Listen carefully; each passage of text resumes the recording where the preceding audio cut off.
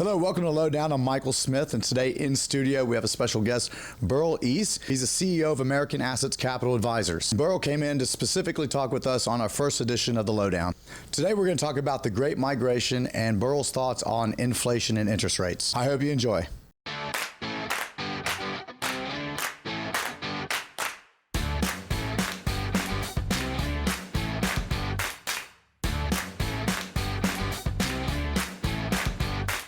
So, Burl, let's talk about the Great Migration. Well, Mike, COVID has had this crazy, unintended, very positive side effect for labor, for businesses and their employees, okay? So, pre-COVID, there were people that worked at home, but most people worked in the office, and our guesstimate would be 5 to 10% of office employees routinely work from home because they were in some remote location. They're like typically salespeople, okay? Mm-hmm. You flash forward to COVID and you get this national shutdown and it's, people go home.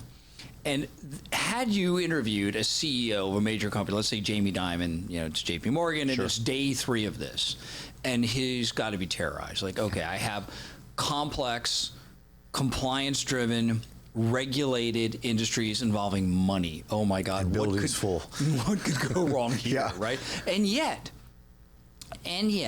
nothing went wrong. JP Morgan and Morgan Stanley and Ernst & Young and all these giant companies, your company, people went home and they adapted rapidly. Service-based. They were adapted rapidly. They, the company said, okay, what can we do to make sure our people are better technology enabled? Mm-hmm. And 60 to 90 days into this, the panic went away. Absolutely. And then it became, let's figure out how to enable this a little bit. We'll get, collaboration software. We'll be better at Zoom. We'll get Slack. We'll do the kinds of things that allow people that need to collaborate more often than maybe working at home would normally allow, and we'll figure out how to do that electronically. And that worked. So now you're 6-9 months into this, and people are going, I like it. Yeah. So now you're JP Morgan and you're Jamie Dimon. And Jamie Sidney, I'm using Jamie, and I don't know Jamie, and I'm using this kind of figuratively. He's a stand-in for any CEO. But he's sitting there going, well, we have 300,000 people, and we lease 66 million square feet of office space globally. Ouch. And Bob comes in, and Bob's the CEO, and he goes, Bob, what could we do about this? And Bob says, well, we could probably eliminate 20 million feet of space, which would save us at $60 a foot, $1.2 billion, which adds, call it $12 billion to the enterprise value of JP Morgan's company. And Jamie goes, that's great. How do we implement that? So we bring in HR and we poll our people. Who wants to stay home? He wants to buy in. And part of it is like, it's this weird combination of, well, what is my commute? Mm-hmm. Is what am I doing collaborative or independent? And how collaborative? And if it is collaborative, how do I collaborate? And is there mentorship and training involved? And there's a bunch of soft metrics along with hard metrics. So you now flash forward to a year. We're now 2 years into this. Our gut is that ballpark, a third of the people are never coming back. Yeah. They actually literally like working from home. They've got their office set up. They've got all the technology they need, and they've got their life figured out around that. My daughter works at a Home Depot, and she runs a team of programmers, and they help Home Depot run its e-commerce website, and she works at home, and all her other programmers work at home. No problem. She thinks it's fantastic. Yeah. So you have this untethering of the workforce and the workplace. Mm-hmm. Okay. And companies, so there's 2 parallel tracks. There's the human employee track, the husband and wife sitting at dinner going, Bob, why do we live in Bergen County, New Jersey? And Sarah says, because you work at American Express and they expect you to come to work. And he goes, no, they don't. It turns out they don't care where I live. And then we say, well, where do we want to live? And we think about it for 20 minutes, and we both blurt out, Miami. So they move to Miami. So there's this idea that you have perhaps millions of people that work in sort of, information-related jobs, service-related jobs, analytical jobs, moving from where they have to live to where they want to live. So there's kind of 20 or 30 cities that are on the receiving end of this. And it's the common sense places you'd say, well, this is where I want to retire. You're 45, where do I retire? I want to retire to Miami or Scottsdale. You just move there now.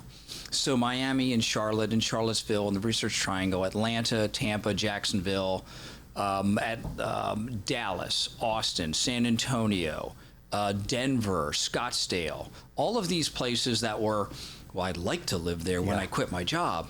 I'm just going to move there now. So you're getting this funnel effect of millions of people moving to a limited number of places. And there's another side of this is where are you leaving? Well, they're leaving. Basically, there's a categorization of city, which would be both vertical. So I'm living in let's say I'm living in New York, and I live in a vertical existence, and I don't have an automobile, right? And I live in a high rise, and I work in a high rise, and I go underground to get between the two, and that's been my life for the last 20 years. I'm 32 years old, and I have forsaken my parents' lifestyle because that's boring, and they live in the suburbs, and they have 2 Labradors, and a Jeep big yard. They have a Jeep Cherokee or a Suburban, and that's so uncool, Dad, right? And then COVID comes along. And they're now living in a 300 square foot apartment in New York, eating Chinese food, doing Zoom calls all day. It's like, dude, this is awful, right? So they just leave somehow, and they end up living in some suburban setting. And now that they're in a suburban setting, they're not in a walk-to environment, and they get a car. And once they get a car, they're like, wait a minute, I have personal transportation. I can go wherever I want, whenever I want, without calling Uber. And then I can get a golden retriever. So now they have literally leapfrogged from, I would never live like my parents do, I am my parents. I'm going to go to Home Depot every weekend, right? And I'm going to make my house better. So you've got vertical cities to horizontal cities. So vertical city would be New York, or horizontal city would be Austin. Meaning I largely drive around and I live in a home, right? I'm living in a horizontal universe versus a vertical. I'm going from high cost to low cost. The cost of living in New York is probably twice as much as it is in Atlanta.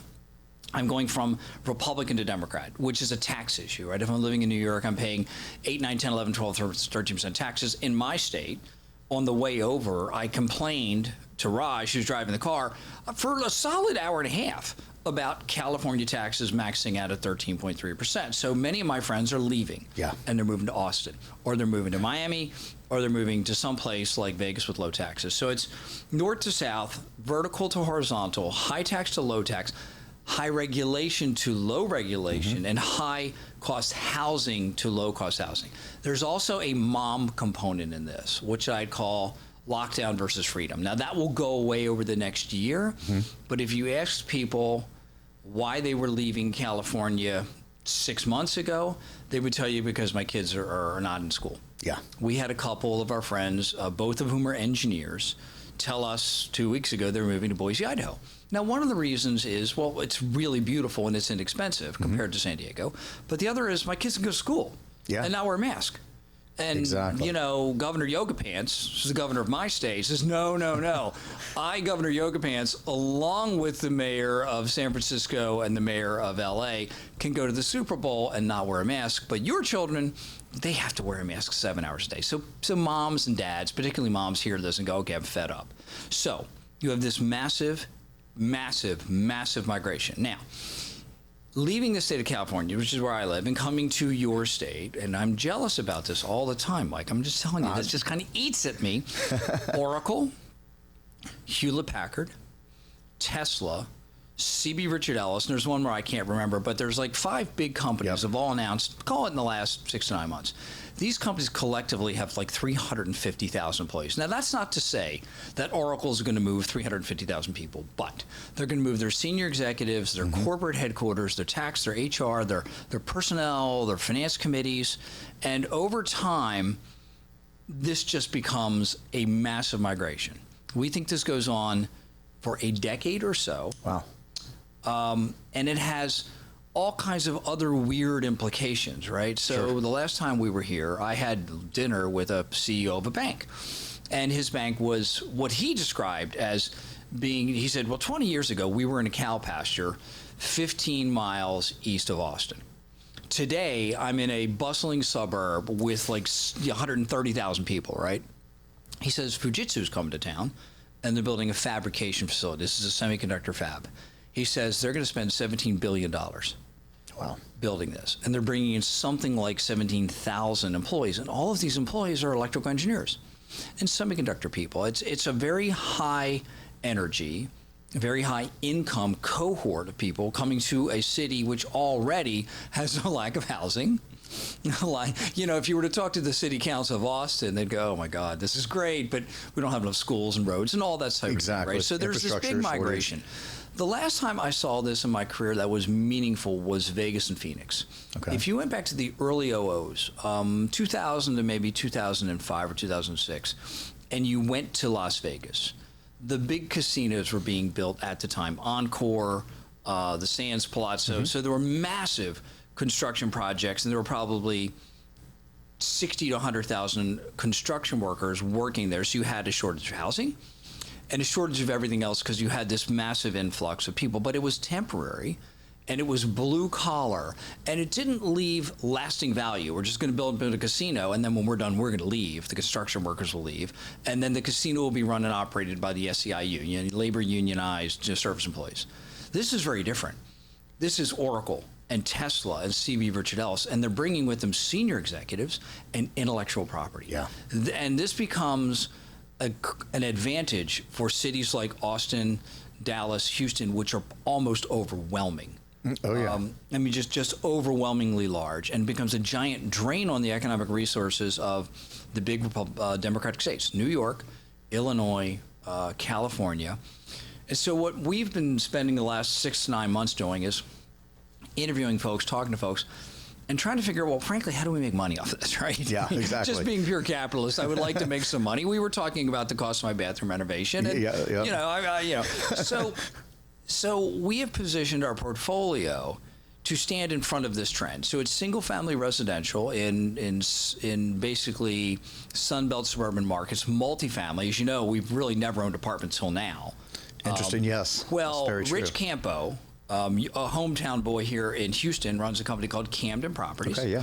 And bought Camden, and Camden is killing it. They're in all the right places at all the right time, doing all the right things. They're raising rents on new. Let's say I move out an apartment and you move in, rent goes up close to 20%.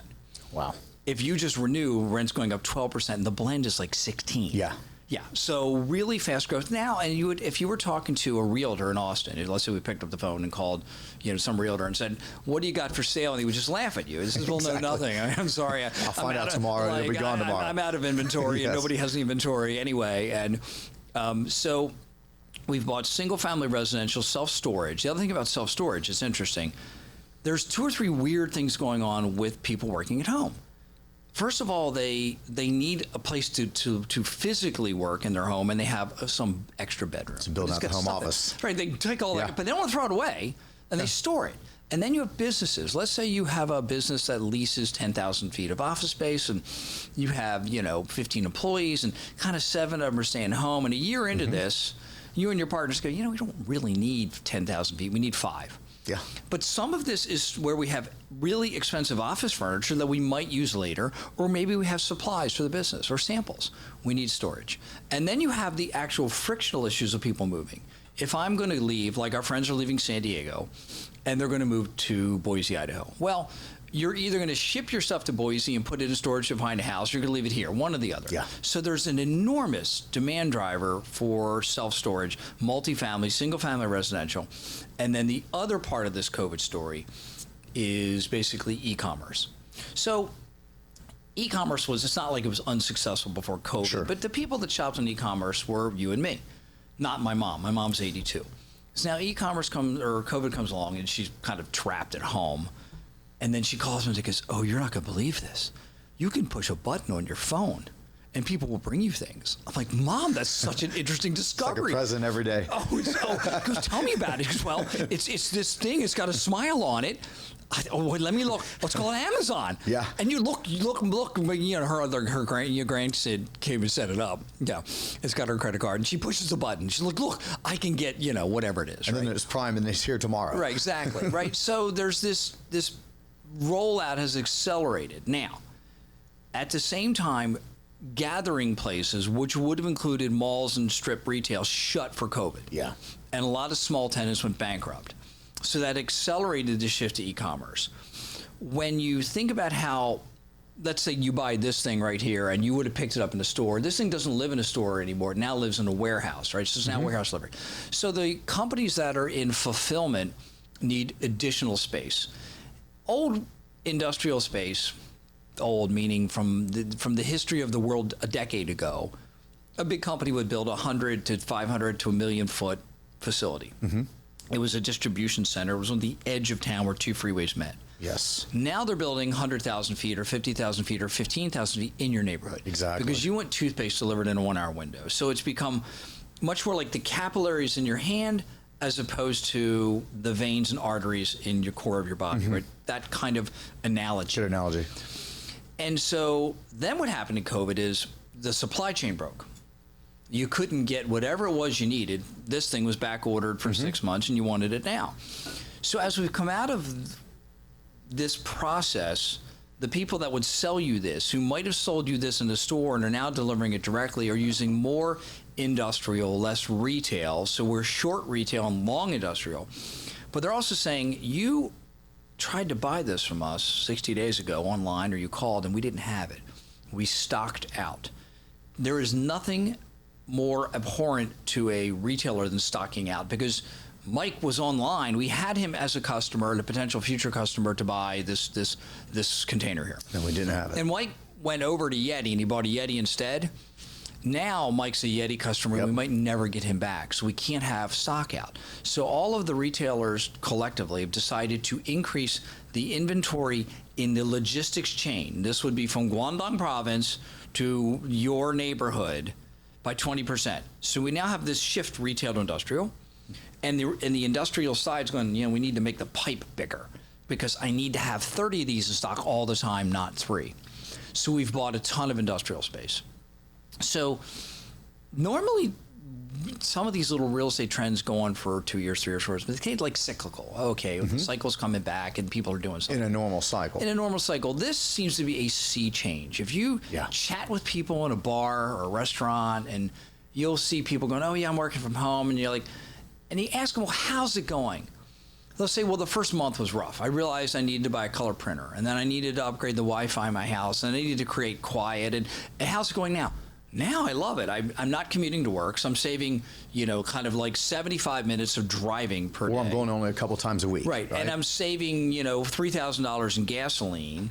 And what I'm doing at that time is I'm working out, or I'm doing more work, or I'm spending time with my kids, or whatever it is. So work-life balance is better. It's become unbelievably positive. So this migration now, it's led to office buildings being empty, though.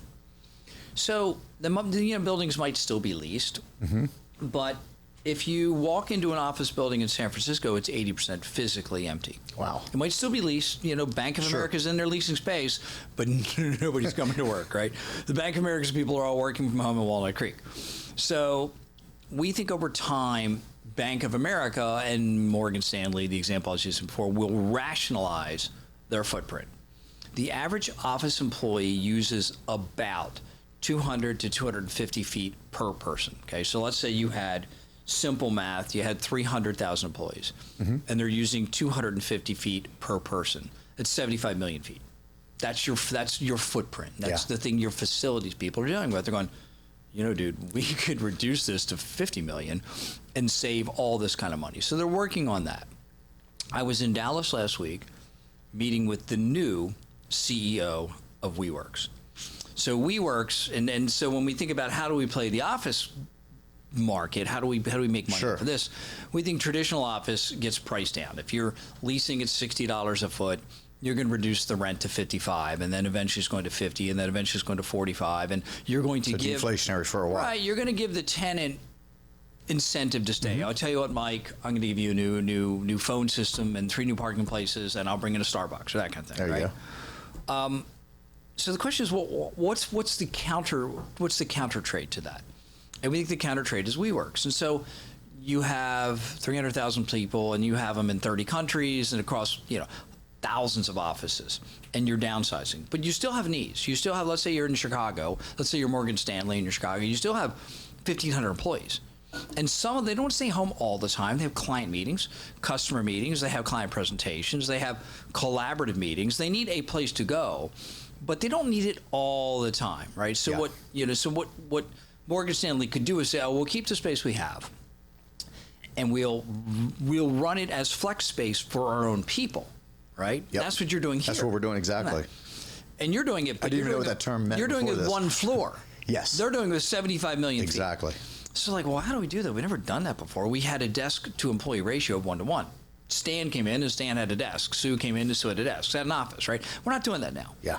How do we kind of manage that? Well, WeWorks has close to 1 million members, and they have software, proprietary software they built to run all this. So they go to Morgan Stanley, go, we will run all this for you. And Morgan Stanley goes, oh, okay, that sounds great. Thank you. Second, the Morgan Stanley goes, we actually, even with this, we still have like 25 million empty feet of office space we're not using. And WeWorks says, we will white label that for you. And we will rent it out to outsiders as flex space on a one-off basis, and we'll take a management contract. I'm like, oh, okay. So they're running all this flex space, which sounds really smart. And then, of course, the other thing about WeWorks is they fired the old guy, the guy I used to refer to as Desk Rental Jesus, as that's the way he looked. And they got a new guy, Sandeep Mithrani. And Sandeep was a REIT guy. He ran General Growth Properties. He ran Vornado. He's just a cautious, thoughtful, articulate, practical person, right? So you have a practical person running a company that was run previously by spoiled children. The spoiled children, by the way, were burning $500 million a quarter in G&A. Ouch. Well, when you're getting your chakra realigned every 15 minutes, it's expensive. You got a shaman coming in. He's shaking holy water on your lotus juice. I mean, that's expensive. It's expensive stuff, right? They weren't drinking like regular old water, right?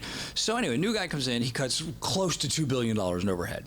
So we have shorted office space on one side and bought WeWorks. So we think WeWorks is going to be the perfect paired trade companion to that for big business. Big businesses across the country. It could be Hewlett-Packard, or I'm using JP Morgan because they're a very large organization with a lot of people in a lot of places. But from small business to big, people are going to rationalize their space, and they want this flex space component. And we think WeWorks kind of fits in that nicely. And so that's basically the great migration. So that's kind of what fills that gap, but there's still going to be that gap, right? There's still a gap, and this is a complex ecosystem. You have suppliers, employees, landlords, employers, people that want to commute, people that don't want to commute. I mean, it's there's like, you could do a quadratic equation. 30 or 40 quadratic equations to sort of figure this out. We had a test at work the other day as to who could actually come back with the quadratic equation formula, and Evan, who's sitting right here, did instantly. Nice, because he went to a fancy school and they taught him that. But he knew it. See that equation and he knew later, it pretty Evan. quickly. We were quite surprised by that. But there is a lot of money to be made in this migration. It's super interesting. You got apartment complexes making tons of money. You got office sort of losing money. And then retail is in this weird have, had, not thing. Like if you have the A mall, business goes great. If you have the B or C mall, business is really poor. So there's a good opportunity, we think, in that. But there's maybe 10 million people moving around the country at once. And like I said, I've never seen anything like this in my career. And I suspect that nobody else has either, unless you happen to be old enough to live through the gold rush. Well, like you said, it's potentially a decade-long movement as well. It is. So that's going to be a game changer. It's a game changer, and the other thing is it affects political outcomes. If you're the state of California, now this California legislators don't think this way, but if Oracle leaves, let's make Hewlett-Packard as a better example. Sure. Hewlett-Packard was the original garage startup, the original. Yeah. And they left. This is like your grandmother writing you out of the will, right? And you would think that somebody from the state of California would say, well, this is not good. And they would pick up the phone and they would call Hewlett-Packard and they'd say, hey, Hewlett-Packard, whoever's running Hewlett-Packard, let's use Oracle as an example because it's Larry Ellison. Hey, Larry, is there anything we can do to keep you here in California, right? And that outreach never occurs. They never have enough introspective thought to consider the fact that they are driving hundreds of thousands of jobs, high-paying jobs, right into the bosom of Texas. And we're happy to take them. If you're Greg Abbott, you're like, yeah, congratulations, great. come on. I said, hey, let me roll out the welcome wagon for you. Exactly. And make life easy.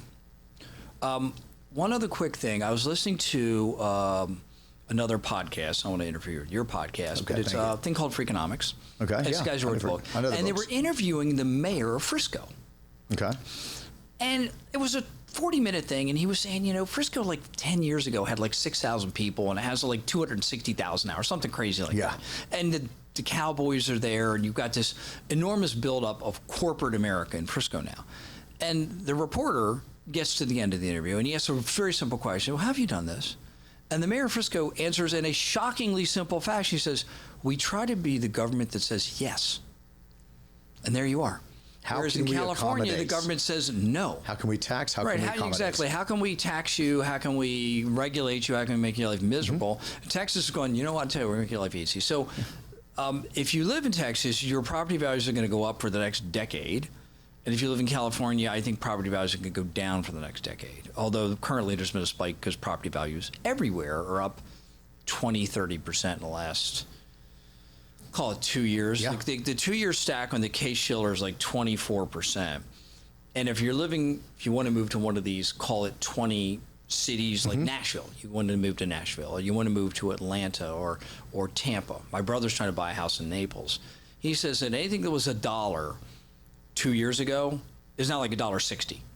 Everything. Yeah. Yeah, and he says, and there's nothing for sale. And I know that Austin is the same way. I don't know about Houston's market, but I'm assuming it's becoming the same way, and they can't build fast enough. You can't build fast enough, right? So, so single-family residential builders that can supply product are going to have a fantastic time.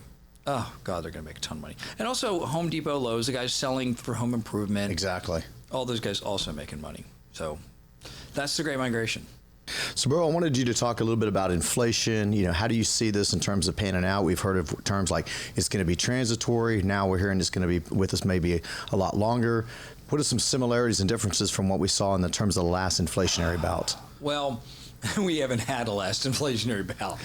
I graduated from college in 1982. That was the last inflationary bout. Yeah, right? That was, exactly. It's been a while. The hangover from Jimmy Carter. Right now, I think, well, with the caveat that I'm not an economist, we would break this into 3 parts. Okay. Part 1 is logistics, breakdown of the supply chain, and is in fact transitory. It's the supply lined up outside of the port of Long Beach in cargo ships. It's the fact that you can't buy a dishwasher right now because of the factory that makes a single part of it, maybe somewhere a coupling or a motor is temporarily shut or was shut for COVID. It's the lumber issue, right? You go to buy lumber 3 months ago, 6 months ago, and you couldn't get lumber. Piece of plywood, which used to cost $5, cost $50, and it's why? Well, because the sawmill was closed for Exactly. Okay. Open that stuff back up, get the world back to normal. Let's say that takes another year. That component of it sort of goes away.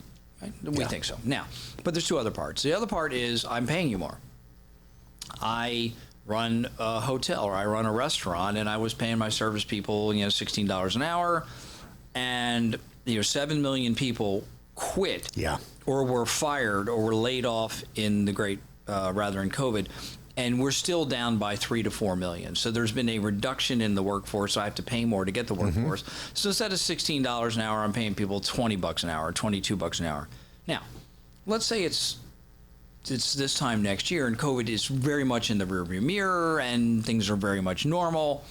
Am I going to come back to you and go, Mike, I have to have an uncomfortable conversation with you, but that $22 an hour? I need to take you back to 16. I need 6 of that back. That's not going to happen. It's not going to happen, right? So Exactly. that becomes memorialized in the labor cost and doesn't ever go back. The third part of this is asset bubble, right? The government printed ballpark $6 trillion during COVID. And some of this is the CARES Act, and some of it is a tax. You have a pie chart of where they produce the money. A lot of this is still unspent. It is sitting in the checking accounts and savings accounts for American consumers. They received checks. They got different benefits. Some of this immediately went into the economy to maybe pay people that weren't working. But some of this is residual. It's kind of like still sitting around as excess liquidity in the system, and it's monetary inflation, and that is there, and it isn't going away. So if you said, okay, let's say the inflation rate is 7.5. I'm going to make this super simple. It's inaccurate, but let's say a third of it is logistics and transitory. Okay. A third of it is labor. A third of it is monetary. Logistics for things goes away within a year, and the monetary is a little bit like when you've sloshed the pool and the water goes up and down and slowly takes some time, right? It kind of gets spent or invested or diffused into the system, and maybe that takes 2 years, and then but you still have the labor component. So I'd say 7.5 if I had to pick a number this year. Next year becomes 5. Year after that becomes 3.5. to. Yeah. That's kind of our gut reaction. That now, makes sense. Again, we're not economists, but that's how we view it. Now, the other part of this is like, well, does the government continue to spend money? I mean, I heard some rumor last week that they were baking up some additional program to pay COVID relief to businesses that had not previously received COVID relief money. I'm like, well, why? This is, well, because we're in government. Why not? Yeah. So, and of course they're going to spend. Exactly. So we're parking our asset base in front of short duration leases and assets that are already full, where I can capture that inflation instantly. Yeah. Like single family residential. Okay, this would be Invitation Homes and American Homes. They own portfolios of 80 to 90,000 houses, and you're living in one, and I'm raising your rent. Right, that idea. And you're month to month, or maybe you signed a 1-year lease, but I'm collecting. I'm constantly renewing and rolling rents. Mm-hmm. But I don't think this becomes like the 1970s, where you have the oil shock and any of that stuff, or wage and price controls, or any of the kind of government interventions that led to disruptions in the economy. This seems more organized, maybe not organized, more market-driven than that. So I'd imagine, like I said, we think 3 years from now we're sort of back to something more rational. And there are underlying non-inflationary drivers like globalization. Globalization moves labor and materials to their lowest cost provider on a drip, drip, drip constant basis, and that is non-inflationary, anti-inflationary, deflationary, in fact. Yeah. If I can produce blue jeans for 10 cents less in Vietnam versus China, the Chinese supplier will do that, right? So that becomes, if we go back to the global trade market, I think we'll get back to a more normalized level of inflation. The other problem you have here is the U.S. government can't afford inflation. Exactly. Because it's got COLA-linked liabilities in the form of Medicaid, Medicare, and Social Security. Continuing to go higher. Going to go higher, and that's a problem. And the U.S. government also owes other people $30 trillion. Exactly. And can't afford higher interest rates, right? So if you went back, when I graduated from college, we were talking about this at a dinner the other night. I was sitting at a dinner with a bunch of economists on a Friday night, which should maybe tell you something about all right. Some other items. But we were talking about like the late 80s. And, interest rates, treasury bonds, like long treasury bonds were like 14%, right? So imagine we went halfway there. Yeah. And let's say the long bond went to a 7, and this is the long bond right now is like a 2.25. Mm-hmm. And let's say we added 500 basis points to call it $30 trillion, right? It's a lot of money. It is. So it's not in anybody's best interest to have high interest rates in this country. Plus, we want to stimulate spending, right? We like the fact that auto leases and home loans are inexpensive. And although the other day I sold the 30-year mortgage crossed 4%. Yes. And if you talk to a collection of home builders, they would tell you when you get to 4.5, it starts to create problems. That's exactly right. People are like, I'll wait, I'll delay, I'll wait for it to go back down, I'll buy a smaller house, those kinds of things. So I don't think you need much more in the way of interest rate movement to crimp the economy, right? To say, okay, because mortgage is really number one. That's the number one thing. It's our largest asset. Most people's largest asset. More transparent, but mortgage is a known number. Most people, if you said, "Oh, you're leasing that new Ford F-150," that's fantastic. I love that. Can you tell me what your sort of implied interest rate baked into leases? And they go, "There's an interest rate in the lease." They don't even know. But if you ask but if you're the same person, because people brag about their mortgage. Exactly. You go to a cocktail party and dudes go, "Oh, I got a 245." If you're not in the twos, you're not. I got a 255, but Jerry got a 245. How do you get that? Right. If you're in the threes or fours, you're like, okay, right, exactly, right. I'm not gonna say anything. I'm shunning you because you're paying too much, right? So, it doesn't take much to put a damper on the housing market. If you say, okay, I'm going to buy, I don't know, let's say what does the average house cost in Houston? Well, probably somewhere, I'd say about $350, somewhere in that range, okay. So you add 100 basis points to that, it's $350. It's not a lot of money, right? But if you do that a couple, 2 or 3 times, and you add it to a $600,000, $800,000 house, then it becomes more material as you go along. What was your first mortgage you bought for yourself? $100,000. No, but what were you paying in interest rate? We had this contest the other day. Oh, yeah. No, I was paying, I'd say probably somewhere about 6. I was paying 11. Okay, yeah. I bought a house in 1985. I was telling these guys, and I think I was paying 11, and they were like, oh, yeah, and then some other guy at the table said I was paying more than that. Yeah, my parents were like in the 13s. And I bought my new home, and I think I'm paying either 255 or 275. I can't remember which. Yeah. But I'm now thinking, well, aren't I smart, right? Because somehow I accidentally got in at the bottom, and if you were to buy, I had the same house today before, so feel good about that. So inflation, call it 7.53. Okay. But it's a guess, and all guesses are wrong. The only question is how wrong, and I don't know. But we don't think we're in for hyperinflation or anything like that. But at the same time, also the Fed has been shockingly behind the curve. Exactly. I was going to ask you about the Fed. Like a merchant in November last year, you went into, as somebody that sells stuff for a living, you went in and talked to the CEO of Target. They'd say, oh yeah, they could see it coming, right? Yeah. Supply chain, logistics, fuel, energy, trucking, all this stuff was adding up, right? And so the Fed waited, and then suddenly came out and said, oh, by the way, we're going to raise rates 7 times this year. Like, oh, that's a surprise.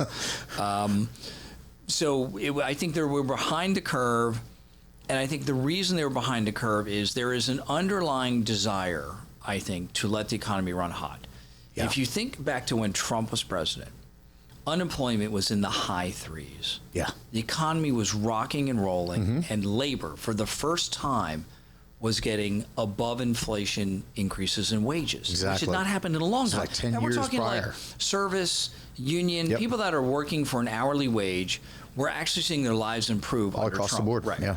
And so then COVID hits, and here we are again. Exactly. But I do believe there is a part of government which would like to see that happen again. It's okay, let's figure out how to get some labor inflation baked into our numbers so that folks have more money to spend. Yeah. And that's when they say, when they think about, well, we have this dual mandate. We want inflation to be a minimum of 2. That's the Fed talking a year ago. Yeah. And simultaneously unemployment. Well, dude, you got 7.